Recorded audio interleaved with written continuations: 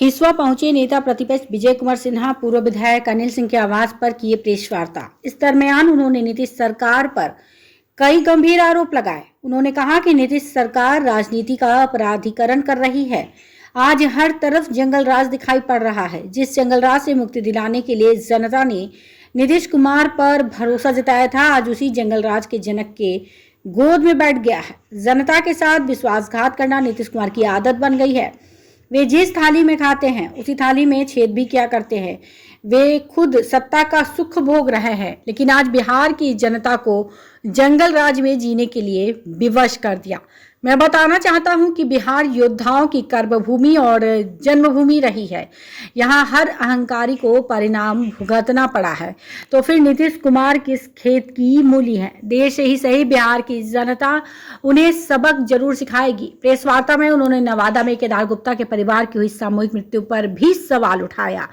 नेता प्रतिपक्ष ने कहा, उस वक्त मैंने पुलिस अधीक्षक से निष्पक्ष जांच कर दोषियों के ऊपर कार्रवाई करने की मांग की थी, लेकिन इस गूंगी बारी सरकार में आज तक केदार गुप्ता के परिजनों को न्याय नहीं मिल पाया।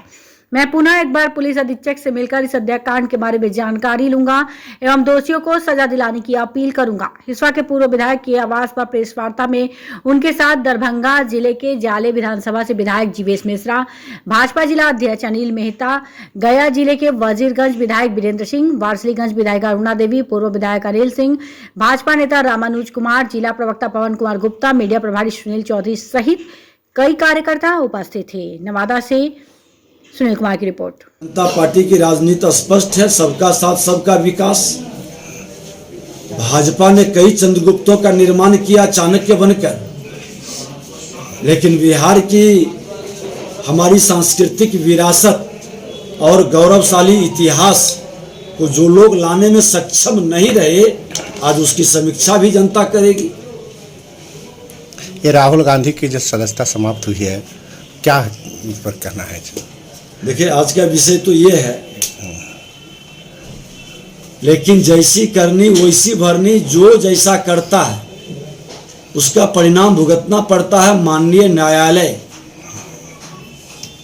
संविधान के द्वारा प्रदत्त संवैधानिक संस्था पर लोगों को विश्वास करना चाहिए, उसका सम्मान करना चाहिए, और उसके बारे में अंगुली उठाना या भ्रम की स्थिति जनता के बीच पैदा करना संवैधानिक पद पर बैठने के योग्य हो सकते हैं क्या? राष्ट्र का इससे मजबूती मिल सकता है क्या? इसलिए माननीय न्यायालय का जो भी निर्णय है, और ये नियम कोई भारतीय जनता पार्टी ने नहीं बनाया, उन्हीं की सरकार कांग्रेस की केंद्र में थी, उसी समय इन्होंने नियम बनाया था। आज उसी नियम के तहत उनकी सदस्यता गई है, इसमें भाजपा का कहाँ रोल है, कहाँ भाजपा की भूमिका है?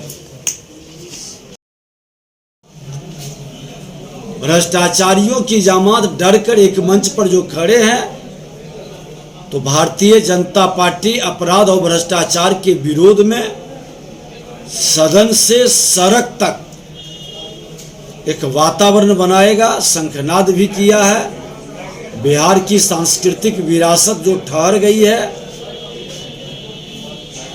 श्री बाबू और राजेंद्र प्रसाद जी के समय से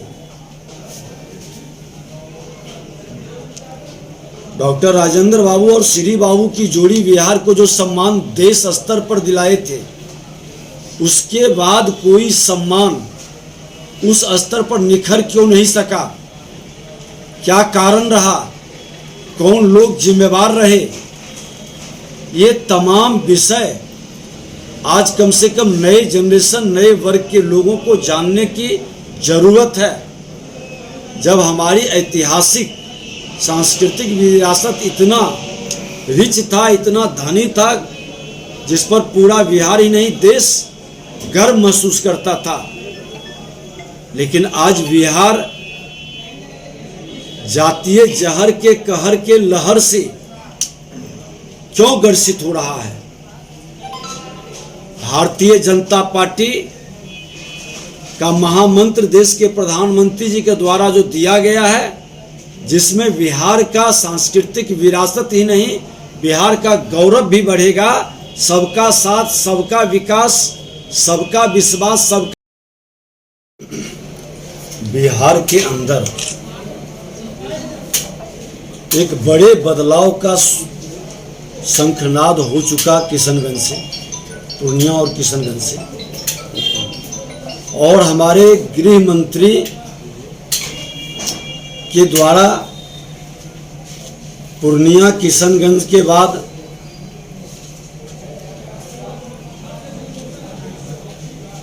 बेतिया, लौरिया, पटना, अब नवादा और सासाराम, और संगठनात्मक कार्य के साथ साथ अपने प्रमुख कार्यकर्ताओं के साथ, कोर कमेटी के साथ बैठने के अलावे लोगों को देश के प्रधानमंत्री माननीय नरेंद्र मोदी जी के द्वारा 21वीं सदी का आत्मनिर्भर भारत बनाने के लिए जो कार्य किए गए हैं और पूरे देश के अंदर जो बदलाव हुआ, बिहार के अंदर उस गति से बदलाव क्यों नहीं हुआ। ये कई विषय जो लोगों के मन मस्तिष्क में उठ रहा है, चर्चा भी हो रही है सदन के अंदर, सदन के बाहर, और बिहार में भाजपा की सरकार बने, क्योंकि अभी तक हमारे सहारे से राजद की भी सरकार बनी थी और भाजपा चाणक्य बनकर चंद्रगुप्त माननीय नीतीश कुमार जी को बनाए थे, लेकिन वो नकली चंद्रगुप्त निकले।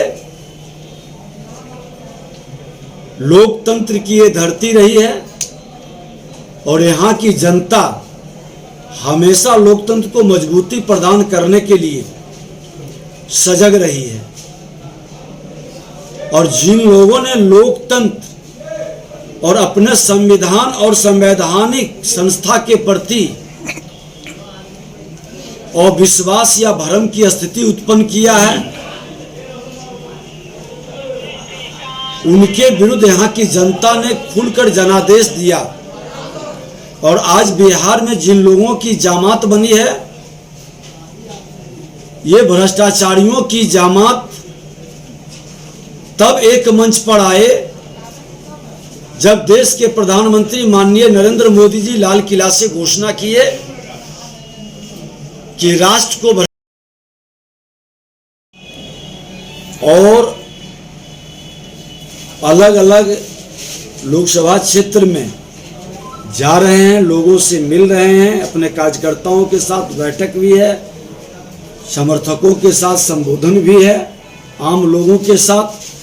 हम तो आग्रह करेंगे कि जिनको बिहार बदलने में मन के अंदर संकल्प है और हर समाज के लोग जरूर आए 2 तारीख को अपने गृह मंत्री माननीय अमित शाह जी को सुनने के लिए, क्योंकि बिहार देश का नेतृत्व करने वाला राज्य रहा है।